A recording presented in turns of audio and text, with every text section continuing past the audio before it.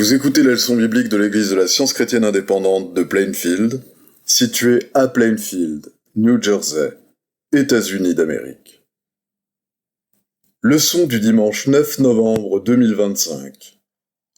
Sujet: Adam et l'homme déchu. Texte d'or, Jacques. Heureux l'homme qui supporte patiemment la tentation, car après avoir été éprouvé, il recevra la couronne de vie que le Seigneur a promise à ceux qui l'aiment. Lecture alternée, Jacques. Que personne, lorsqu'il est tenté, ne dise « C'est Dieu qui me tente », car Dieu ne peut être tenté par le mal, et il ne tente lui-même personne. Mais chacun est tenté quand il est attiré et amorcé par sa propre convoitise. Puis la convoitise, lorsqu'elle a conçu, enfante le péché, et le péché étant consommé, produit la mort. Ne vous y trompez pas, mes frères bien-aimés. Toute grâce excellente et tout don parfait descendent d'en haut, du Père des Lumières, chez lequel il n'y a ni changement, ni ombre de variation. Il nous a engendrés selon sa volonté, par la parole de vérité, afin que nous soyons en quelque sorte les prémices de ses créatures. C'est pourquoi, rejetant toute souillure et tout excès de malice, recevez avec douceur la parole qui a été plantée en vous et qui peut sauver vos âmes. Mais celui qui aura plongé les regards dans la loi parfaite, la loi de la liberté, et qui aura persévéré, n'étant pas un auditeur oublieux, mais se mettant à l'œuvre, celui-là sera heureux dans son activité. La Bible. Au commencement, Dieu créa les cieux et la terre. Puis Dieu dit, « Faisons l'homme à notre image, selon notre ressemblance, et qu'il domine sur les poissons de la mer, sur les oiseaux du ciel, sur le bétail, sur toute la terre, et sur tous les reptiles qui rampent sur la terre. » Dieu créa l'homme à son image. Il le créa à l'image de Dieu. Il créa l'homme et la femme. Dieu les bénit. Dieu vit tout ce qu'il avait fait, et voici, cela était très bon. Ainsi furent achevés les cieux et la terre et toute leur armée. Mais une vapeur s'éleva de la terre et arrosa toute la surface du sol. L'Éternel Dieu forma l'homme de la poussière de la terre. Il souffla dans ses narines un souffle de vie, et l'homme devint un être vivant. L'Éternel Dieu prit l'homme et le plaça dans le jardin d'Éden pour le cultiver et pour le garder. L'Éternel Dieu donna cet ordre à l'homme. « Tu pourras manger de tous les arbres du jardin. Mais tu ne mangeras pas de l'arbre de la connaissance du bien et du mal, car le jour où tu en mangeras, tu mourras. » Le serpent était le plus rusé de tous les animaux des champs que l'Éternel Dieu avait fait. Il dit à la femme, « Dieu a-t-il réellement dit, vous ne mangerez pas de tous les arbres du jardin ?» Alors le serpent dit à la femme, « Vous ne mourrez point. Mais Dieu sait que le jour où vous en mangerez, vos yeux s'ouvriront et que vous serez comme des dieux, connaissant le bien et le mal. » La femme vit que l'arbre était bon à manger et agréable à la vue, et qu'il était précieux pour ouvrir l'intelligence. Elle prit de son fruit et en mangea. Elle en donna aussi à son mari, qui était auprès d'elle, et il en mangea. Mais l'Éternel Dieu appela l'homme et lui dit, « Où es-tu » Il répondit, « J'ai entendu ta voix dans le jardin, et j'ai eu peur, parce que je suis nu, et je me suis caché. » Et l'Éternel Dieu dit, « Qui t'a appris que tu es nu ? Est-ce que tu as mangé de l'arbre dont je t'avais défendu de manger ?» L'homme répondit, « La femme que tu as mise auprès de moi m'a donné de l'arbre, et j'en ai mangé. » Et l'Éternel Dieu dit à la femme, « Pourquoi as-tu fait cela ?» La femme répondit, « Le serpent m'a séduite, et j'en ai mangé. » Et l'Éternel Dieu le chassa du jardin d'Éden, pour qu'il cultivât la terre d'où il avait été pris.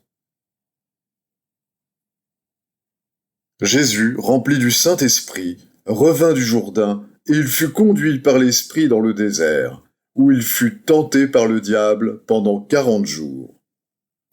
Il ne mangea rien durant ces jours-là, et après qu'ils furent écoulés, il eut faim. Le diable lui dit, « Si tu es fils de Dieu, ordonne à cette pierre qu'elle devienne du pain. » Jésus lui répondit, « Il est écrit, l'homme ne vivra pas de pain seulement. » Le diable, l'ayant élevé, lui montra en un instant tous les royaumes de la terre, et lui dit, « Je te donnerai toute cette puissance et la gloire de ces royaumes, car elle m'a été donnée, et je la donne à qui je veux. Si donc tu te prosternes devant moi, elle sera toute à toi. » Jésus lui répondit, « Il est écrit, tu adoreras le Seigneur ton Dieu, et tu le serviras lui seul. » Le diable le conduisit encore à Jérusalem, le plaça sur le haut du temple et lui dit, « Si tu es fils de Dieu, jette-toi d'ici en bas, car il est écrit, il donnera des ordres à ses anges à ton sujet, afin qu'ils te gardent. Et ils te porteront sur les mains, de peur que ton pied ne heurte contre une pierre. » Jésus lui répondit, « Il est dit, tu ne tenteras point le Seigneur ton Dieu. » Après l'avoir tenté de toutes ses manières, le diable s'éloigna de lui jusqu'à un moment favorable. Jésus, revêtu de la puissance de l'Esprit, retourna en Galilée, et sa renommée se répandit dans tout le pays d'alentour. Il enseignait dans les synagogues, et il était glorifié par tous. Voyant la foule, Jésus monta sur la montagne, et après qu'il se fut assis, ses disciples s'approchèrent de lui. Puis, ayant ouvert la bouche, il les enseigna et dit, « Voici donc comment vous devez prier. Notre Père, qui es aux cieux, que ton nom soit sanctifié, que ton règne vienne, que ta volonté soit faite sur la terre comme au ciel. Donne-nous aujourd'hui notre pain quotidien. Pardonne-nous nos offenses comme nous aussi nous pardonnons à ceux qui nous ont offensés. Ne nous induis pas en tentation, mais délivre-nous du malin, car c'est à toi qu'appartiennent dans tous les siècles le règne, la puissance et la gloire. Amen. Aucune tentation ne vous est survenue qui n'ait été humaine, et Dieu, qui est fidèle, ne permettra pas que vous soyez tentés au-delà de vos forces. Mais avec la tentation, il préparera aussi le moyen d'en sortir, afin que vous puissiez la supporter. Si quelqu'un pense être quelque chose, quoi qu'il ne soit rien, il s'abuse lui-même. Le Seigneur sait délivrer de l'épreuve les hommes pieux. Je vais maintenant lire les passages corrélatifs tirés du livre d'études de la science chrétienne, Science et santé avec la clé des Écritures de Mary Baker Eddy. Homme est le nom de famille pour désigner toutes les idées, les fils et les filles de Dieu. Tout ce que Dieu communique agit de concert avec lui et reflète la bonté et la puissance. La substance, la vie, l'intelligence, la vérité et l'amour qui constituent la divinité sont réfléchis par sa création. Et lorsque nous subordonnerons le faux témoignage des sens corporels aux faits de la science, nous verrons partout cette vraie ressemblance et ce vrai reflet. Dieu façonne toutes choses selon sa propre ressemblance. La vie se réfléchit dans l'existence, la vérité dans la véracité, Dieu dans la bonté qui communiquent leur propre paix et leur propre permanence.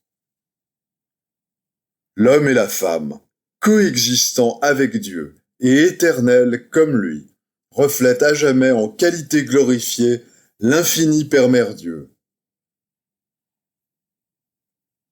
Genèse 2, verset 6. Mais une vapeur s'éleva de la terre et arrosa toute la surface du sol. Le deuxième chapitre de la Genèse contient un exposé de cette conception matérielle de Dieu et de l'univers, exposé diamétralement opposé à la vérité scientifique du récit précédent. L'histoire de l'erreur ou matière, si elle était véritable, écarterait l'omnipotence de l'esprit. Mais c'est la fausse histoire, en contradiction avec la vraie. La science du premier récit prouve la fausseté du second.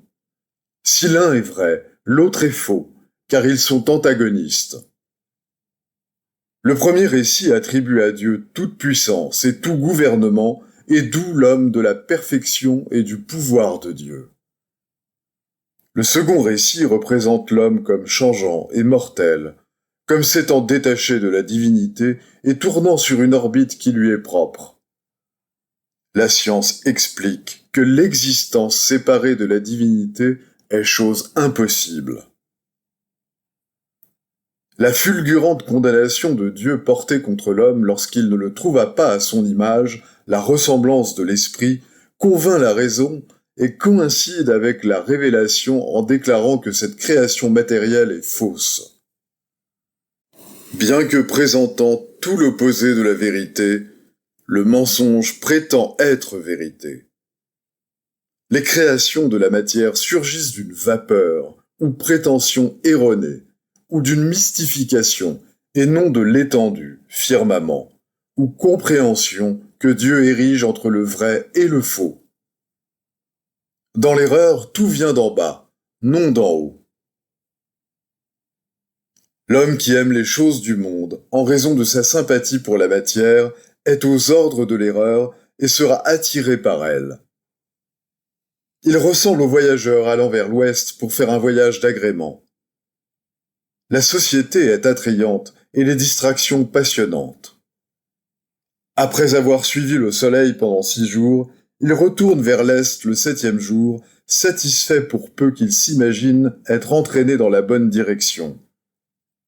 Peu après, honteux de sa course en zigzag, il voudrait emprunter le passeport de quelques pèlerins plus avisés, espérant par ce moyen trouver et suivre le bon chemin. Travaillez à votre salut. Voilà ce qu'exigent la vie et l'amour, car à cette fin Dieu opère en vous. Faites-les valoir, vos talents, jusqu'à ce que je revienne. Attendez votre récompense et ne vous lassez pas de faire le bien. Si dans vos efforts vous êtes assaillis par des difficultés terribles et que vous ne receviez aucune récompense immédiate, surtout ne retournez pas à l'erreur et ne devenez pas un traînard dans la course. Lorsque la fumée de la bataille se sera dissipée, vous discernerez le bien que vous avez fait et vous recevrez selon vos mérites. L'amour ne se hâte pas de nous délivrer de la tentation, car l'amour entend que nous soyons éprouvés et purifiés.